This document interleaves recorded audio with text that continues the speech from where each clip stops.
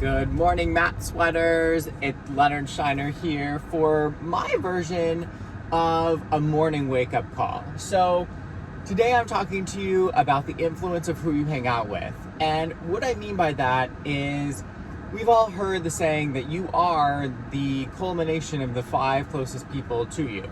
So maybe that looks different for you. Maybe that's your spouse, maybe that's coworkers, maybe that's friends, maybe that's family, maybe that's your children, maybe that is your parents. Whoever that is for you, think about this for a moment. Their thoughts, their internal rhetoric, the people that are around you the most are the ones that influence you. And so I want to make sure that we understand here today to not allow ourselves to become a victim to, but let's phrase it a little bit differently, to not become subject to, right? Because we can choose to be a victim or we can choose not to be. But I'm going to encourage us today to not become a victim to crab mentality, C-R-A-B, crab mentality. And so we know that fishermen go and fish for crabs. I'm personally vegan, so this doesn't really directly apply to myself, but the analogy sticks. And the analogy is that if you are a crab and you're in a cage, right? Fishermen throw over their cages in the hopes of getting crabs, and when a crab, they go in there, they eat the bait, they eat the food, and if one tries to go and get out, then they will all start to go, and they will all go and look to pull the other one down, right? They don't understand that they're actually hurting people. They're hurting the other crabs that are trying to survive. So imagine all these crabs in a cage, and one of them is trying to go and get out and save itself, and the other crabs will leech onto it and pull it back down, right? Because they themselves are trying to get out, or they want that crab to stay with them, right? We can't get in the minds of crabs. But the point is that those around you, whether they intend to or whether they don't intend to, will keep you where you are. So this path that you're on of building yourself, this path that you're on of looking for more, becoming a better you, is actually a path of growth for you, but it is also a path for growth for those around you. And so it's going to be uncomfortable, it's going to be pressurized, right? But great diamonds are made from great pressure. So the power of influence is incredible, because I know from my past experience, when I have been around either in jobs, when I worked in corporate, or when I have been around family, or when I have been around friends who are not positive thinking people. They're either in their victim story, they're either in the ho-hum, or they're playing a game that isn't as big as they could. You know, we've all known those people who hem and haw about something, but they do absolutely nothing to change it.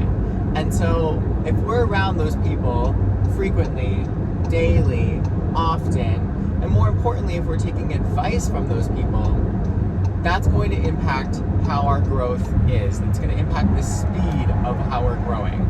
So, number 1, be cognizant of who is influencing you. Number 2, think about the advice piece, right? So, I know in my life, I had sought advice from people who didn't have any business giving me their advice, right? I sought relationship advice from people who were single. I sought business advice from people who didn't own their own business. And I realize now that the saying of, take that with a grain of salt, right? Like, take it with a very small amount of weight, really holds true. Because when I was seeking advice from those people, I was often upset, right? I would get the advice, and then I would be like, ugh, well, that doesn't really land, but that was their advice. Like, that doesn't really feel right, but that's what they said. And I would create more struggle within myself. So, I'm going to invite you to only take advice from people who you would trade places with. If you would trade places with that person, in a relationship, you want a marriage and they've got a great marriage, or in business and they've got a great business, right? Maybe you want to accomplish that or this or accomplish that.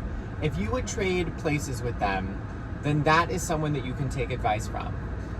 If they're not someone that you would trade places with, then you can listen to them, of course, be kind, get feedback, and that's never a bad idea, but take it with a grain of salt and understand that who you spend your time with and who you're listening to is what you're putting in your mind, right? Just like how you can listen to audio tapes when you're sleeping and reprogram your mind, or you can go to masterminds and feel encouraged and enlightened, and it's who you're surrounding yourself with. It's who you're spending your time with. It's who you're listening to. So I know that right now you're listening to me, and it's a huge gift, and I feel honored that you are spending this time with me. I'm going to encourage you now to inventory the rest of your day. I'm going to end this here in just a little bit, but I want you to go out and inventory your day, really inventory your life, but look at the next day and think to yourself, okay, someone's telling me something. Would I trade places with them? You know, are they giving me advice? Would I do what they do? Leonard said to think about that, right? And be on demand in your brain for realizing the patterns that you are doing in your life, and the patterns of communication, the patterns of influence, right? The patterns of influence us. And if we have a pattern, that's something that we are accustomed to, we're comfortable with. So, inventory your day. I look forward to talking with you soon. Go audit your life.